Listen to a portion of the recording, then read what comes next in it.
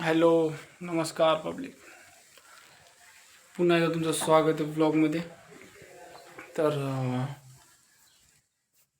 काय चाललंय? बरे आपण आता उठलो झोपेत. काय आता उठलो आणि घर ते आवरलंय सगळं. घरी कोणीच नाही. कामाला जायचं मन करत नाही यार. काय करू का काही समजा नाही गेलं. काहीच काम नाही, काय नाही, घरीच आहे. नुसतं बसून बसून घरच्यांना पण जड झालंय.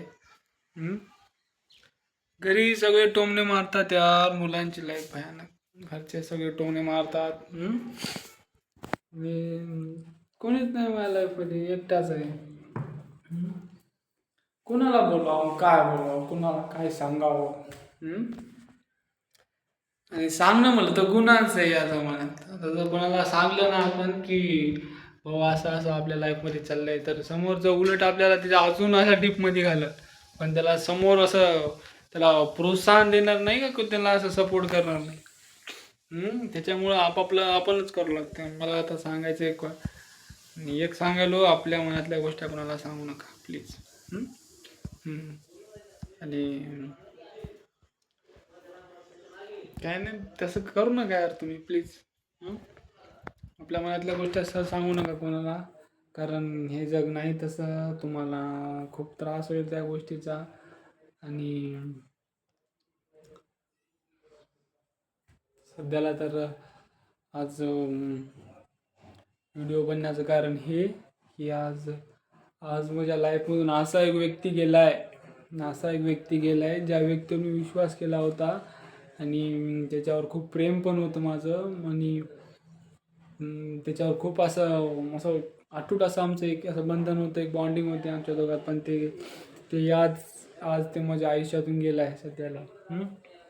तर त्याला फक्त एकच सांगायचं की मला तू कुठं पण राहा, खुश राहा.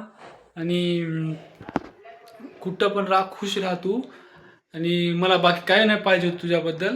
आणि मला बस एवढं पाहिजे होतं की तू माझ्या गोष्टी ऐकून घेशील असं मला वाटलं होतं. तू ते नाही ऐकलीस.